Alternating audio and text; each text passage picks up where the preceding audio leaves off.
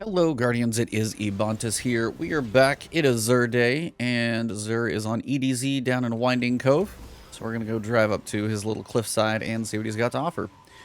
Just a reminder also, we did record the last word this morning with Paul Tassi of Forbes. Awesome writer, covers a lot of Destiny and looter shooter stuff. So look for episode 123 to come up on the YouTube channel. Will be up probably tomorrow, and audio will be up probably within the hour of this going live. So if you guys look up The Last Word with Lord Cognito and Ebontis, you guys will find episode 123 here very soon. Apparently got to clear this place out first.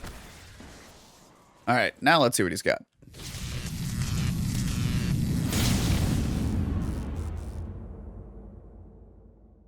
Of course, don't forget, buy your exotic engrams. Remember, it's a chance at a decent stat roll. You may as well at least see if you get something really good for a good exotic. And also remember, if you don't have any of the armor that he is selling or the weapon, make sure you buy those first because they are still much cheaper than spending 97 shards on something you may duplicate down here. So make sure you have everything before you buy it. Let's see what he's got for sale. First thing is the Wardcliff Coil. We've got a nice rocket launcher. Mad Scientist is the perk. This weapon fires a volley of rockets. If you've never seen this thing, it has been in the game for a while, but it is actually a very useful arc rocket launcher. There are certain points, if you have the right buff, say you have like arc, and you've also got heavyweight on for strikes, this thing just absolutely destroys bosses. And it's just a fun weapon to use. Once you get the catalyst, the tracking is also much better on it as well. I've upgraded that one. And you've got mechanized autoloader. This trait automatically reloads on ammo pickup. Pretty simple perk there, but the big thing is it is a rocket launcher that fires. I've never counted the number of rockets it actually launches, but it's a good like 6, 7, 8, 9 rockets that launch all at the same time. This is one of the few, you only get one in the magazine like most rockets, but the fact that the amount of damage you can output this thing is unlike any other rocket launcher. It's kind of the best one in a class all of its own. So if you don't have this, make sure you buy it because it tends to come up every so often as being very, very handy to have. All right, for the hunters, we've got the Wormhusk Crown. This one is pretty simple in perk as well.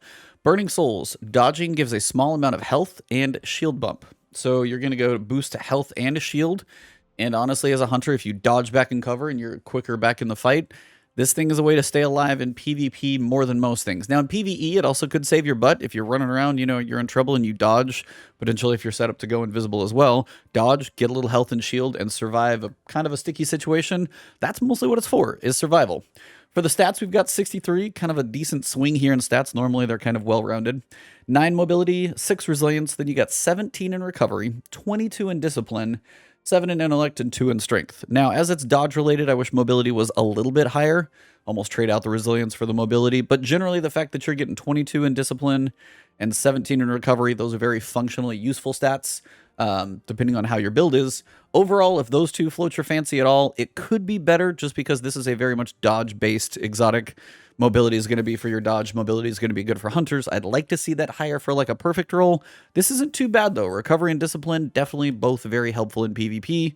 So take a look at this one, compare it to your stats. You might want to exchange this one, or if you don't have it and you're a hunter, buy it because this thing is used all over the place. Ah, the good old one-eyed mask for the Titans. It has been around for a while. It has been a bane of many people's existence. Sorry, I've got this armor on that has a giant shoulder pad on it. But the perk here is Vengeance. Highlights the enemy who dares to damage you. So you've got a little reticle on them so you can actually still see through walls. Track down and destroy your enemy for an overshield.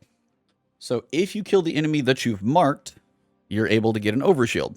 Now, this is actually potentially helpful more in PvP, for sure. That's where it tends to shine. But you've also got some benefit in PvE because a lot of enemies are going to be damaging you. If you kill the one that's marked, you actually get some health, or basically now you get shield. It's changed a little bit. But you still get a shield when you kill an enemy who damages you. You're going to want to kill what damages you, so you're going to be getting a shield quite a bit. I'm sure there's kind of like a global cooldown on it a little bit, but overall, still one that you can kind of get benefit out of all the time, both PvE and PvP. So if you are new to the game, add this to your collection, even though it's been nerfed a little bit, still seems to do okay. And check your stat roll.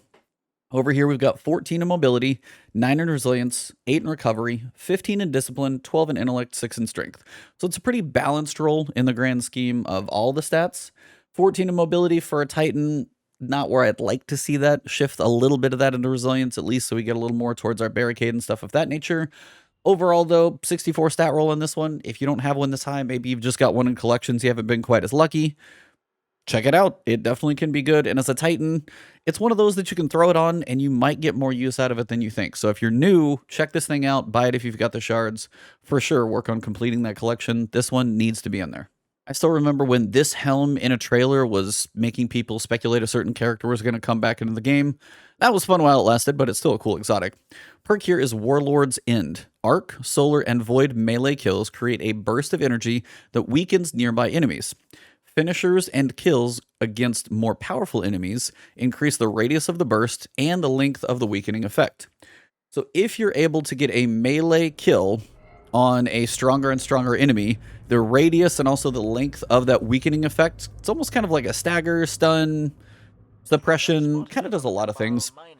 If you can get that on a bigger enemy, which likely probably wouldn't happen all too often, but even if it's like a boss or a major or something in a group, you're still going to be able to get that thing to go bigger. So I don't know how it is overall for like PvP. I haven't used it that much. I probably should ask my co-host of the podcast about that one.